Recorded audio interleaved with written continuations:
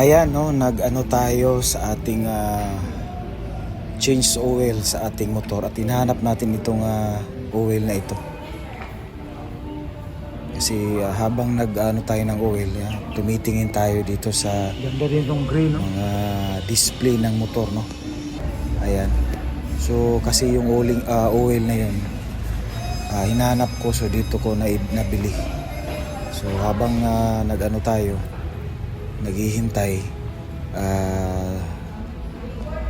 nagtingin-tingin muna tayo ng mga display dito. Ito po yung mga motor nila dito. Ayan. PCX.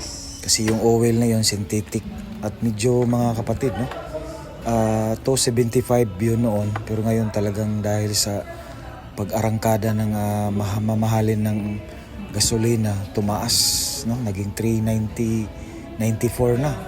So ang taas talaga, no, ng tinaas ng oil na yun. Maganda daw kasi yun sa EDV 160. So mayroon naman yung hindi mga I think nasa 275, pero mas maganda yun kasi synthetic daw yun. Yun talaga ang gina-change oil sa mga ADV 160. So yun, inano na lang natin dahil po ay para naman sa makina niya, para maganda naman yung takbo niya. So yan, tumitingin-tingin tayo ng mga motor dito, no? So ito po, at least makita nyo. Ayan, so parang motovlog na lang din natin. So nga, at dito na mga kapatid, nag-change oil na tayo. Ayan, no? So bigla na lang binuksan, no?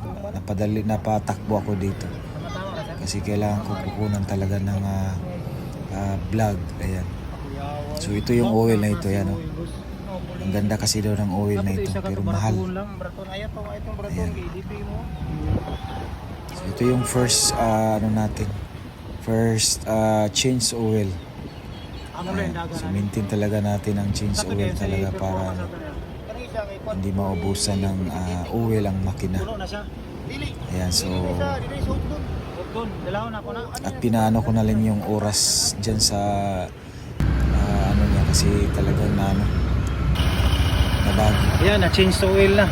Pinaset ko. So ayan mga kapatid, mga El Remix.